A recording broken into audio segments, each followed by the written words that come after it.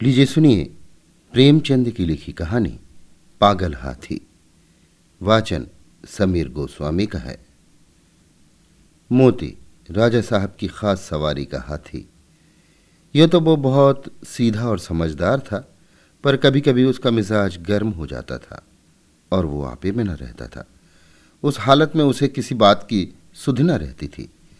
महावत का दबाव भी न मानता था। एक बार इसी पागलपन में उसने अपनी महावत को मार डाला। राजा साहब ने वो खबर सुनी तो उन्हें बहुत क्रोध आया। मोती की पदवी छिन गई। राजा साहब की सवारी से निकाल दिया गया। कुलियों की तरह उसे लकड़ियां ढोनी पड़ती, पत्थर लादने पड़ते और शाम को वो पीपल के नीचे मोटी जंजीरों से बांध दिया जाता। रातें बंद हो गया। उसके सामने सूखी टहनियां डाल दी जाती और उन्हीं को चबाकर वो भूख की आग बुझाता। जब वो अपनी इस दशा को अपनी पहली दशा से मिला था तो वो बहुत चंचल हो जाता। वो सोचता कहाँ मैं राजा का सबसे प्यारा हाथी था और कहाँ आज मामूली मजदूर हूं। ये सोचकर जोर जोर से चिंघाड़ता और उछलता। आखिर एक दिन उसे इतना जोश आया कि उसने लोहे की जंजीरें तोड़ डाली और जंगल की तरफ भागा। थोड़ी दूर पर एक नदी थी। मोती पहले उस नदी में जाकर खूब नहाया, तब वहां से जंगल की ओर चला। इधर राजा साहब के आदमी उसे पकड़ने के लिए दौड़े, मगर मारे डर के कोई उसके पास जा न सका। जंगल का जानवर जंगल ही में चला गया। जंगल में पहुंचकर अपने साथियों को ढूंढने लगा। वो कुछ दूर और आगे बढ़ा तो हाथियों ने जब उसके गले में रस्सी और पांव में टूटी जंजीर देखी तो उससे मुंह फेर लिया। उसकी बात तक न पूछी। उनका शायद मतलब था कि तुम गुलाम तो थे ही, अब नमक हराम गुलाम हो, तुम्हारी जगह इस जंगल में नहीं है। जब तक वे आंखों से ओझल न हो गए, मोती वहीं खड़ा ताकता रहा। फिर न जाने क्या सोचकर वहां से भागता हुआ महल की ओर चला। वो रास्ते ही में था कि उसने देखा कि राजा साहब शिकारियों के साथ घोड़े पर चले आ रहे हैं। वो फौरन एक बड़ी चट्टान की आड़ में छिप गया। धूप तेज थी। राजा साहब जरा दम लेने को घोड़े से उतरे।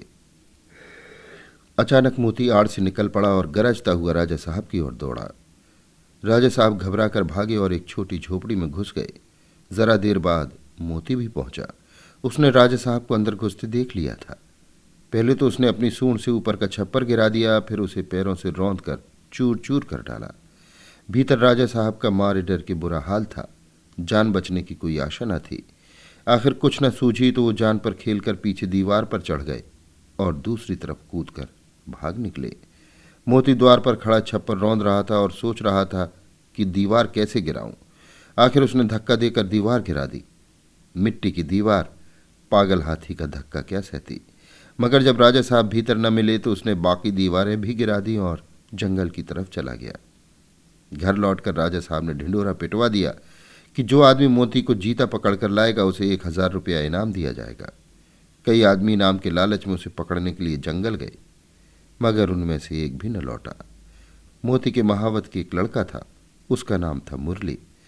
अभी वो कुल 8-9 बरस का था, इसलिए राजा साहब दया करके उसे और उसकी माँ को खाने पहनने के लिए कुछ खर्च दिया करते थे। मुरली था तो बालक, पर हिम्मत का धनी था। कमर बांधकर मोती को पकड़ लाने के लिए तैयार हो गया, मगर माँ ने बहुतेरा समझाया और लोगों ने भी मना किया, मगर उसने किसी की एक न सुनी और जंगल की ओर चल दिया। जंगल में गौर से इधर उधर देखने लगा। आखिर उसने देखा कि मोती सिर झुकाए उसी पेड़ की ओर चला आ रहा है। उसकी चाल से ऐसा मालूम होता था कि उसका मिजाज ठंडा हो गया है। ज्यों ही मोती उस पेड़ के नीचे आया, उसने पेड़ के ऊपर से पुचकारा, मोती। मोती इस आवाज को पहचानता था। वहीं रुक गया और सिर उठाकर ऊपर की ओर देखने लगा। मुरली को देखकर पहचान गया। ये वही मुरली था जिसे वो अपनी सूंड से उठाकर अपने मस्तक पर बिठा लेता था। मैंने ही इसके बाप को मार डाला है। ये सोचकर उसे बालक पर दया आई। खुश होकर सूंड हिलाने लगा। मुरली उसके मन के भाव को पहचान गया। वो पेड़ से नीचे उतरा और उसकी सूंड को थपकियां देने लगा। फिर उसे बैठने का इशारा किया। मोती बैठा नहीं। मुरली को अपनी सूंड से उठाकर पहले ही की तरह अपने मस्तक पर बिठा लिया और राजमहल की ओर चला। मुरली जब मोती को लिए हुए राजमहल के द्वार पर पहुंचा तो सबने दांतों उंगली दबाई। फिर भी किसी की हिम्मत न होती थी कि मोती के पास जाए। मुरली ने चिल्लाकर कहा, डरो मत, मोती बिल्कुल सीधा हो गया है, अब वो किसी से न बोलेगा। राजा साहब भी डरते डरते मोती के सामने आए। उन्हें कितना अचंभा हुआ कि वही पागल मोती अब गाय की तरह सीधा हो गया है।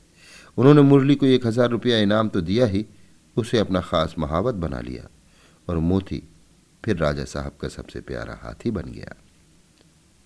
अभी आप सुन रहे थे प्रेमचंद की लिखी कहानी पागल हाथी। वाचन समीर गोस्वामी का था।